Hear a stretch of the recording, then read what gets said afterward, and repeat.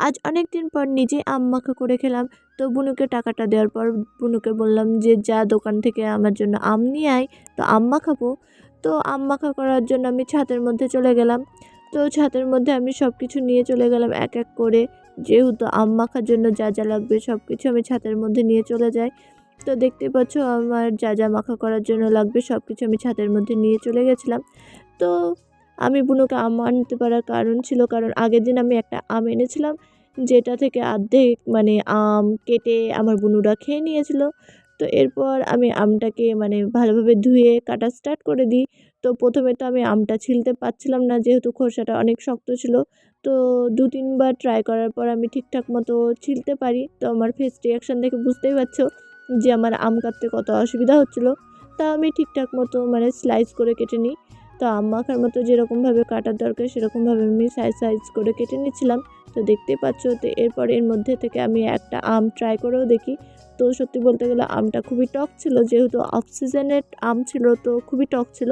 তো এরপর আব্বুকে বললাম লঙ্কাটা একটু পুড়িয়ে দাও, মাখা করব। তো আব্বু মানে লঙ্কাটা পুড়িয়ে দেওয়ার পর আমি লঙ্কাটা আমের মধ্যে দিয়ে দিই। তো দেখতেই পাচ্ছ এরপর এর মধ্যে আমি মশলা দেওয়া স্টার্ট করে দিই মাখা করার জন্য। তো প্রথমে আমি এর মধ্যে তেঁতুল দিয়ে দিই। তো তেঁতুলটা দেওয়ার পর আমি এর মধ্যে শুকনো লঙ্কা গুঁড়ো দিই। তো যেহেতু আমি একটু ঝাল ঝাল মানে খেতে পছন্দ করি সব মাখা, তো এর মধ্যে শুকনো লঙ্কা দেওয়ার পর আমি এর মধ্যে তোমার কি বলে লবণ, তারপরে বিট লবণ সব কিছু দেওয়ার পর একটু ভালোভাবে মাখিয়ে নিচ্ছিলাম।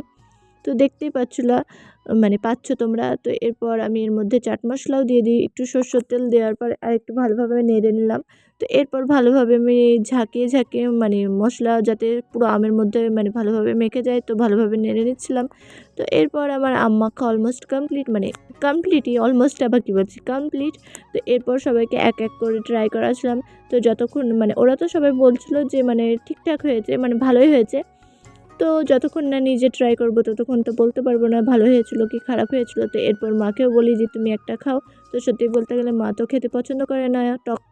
তো মা একটা মানে আমের মাখা কুচি একটা মা নিজে তুলে খায়। তো এরপর আমি ট্রাই করে দেখছিলাম। তো সত্যি বলতে গেলে ভালো লাগছিলো, কিন্তু খুবই টক ছিল। খুব একটা খারাপ বানায়নি, কিন্তু খুবই ভালোও ছিল সেটাও বলবো না, বাট মোটামুটি ছিল খাওয়ার মতো।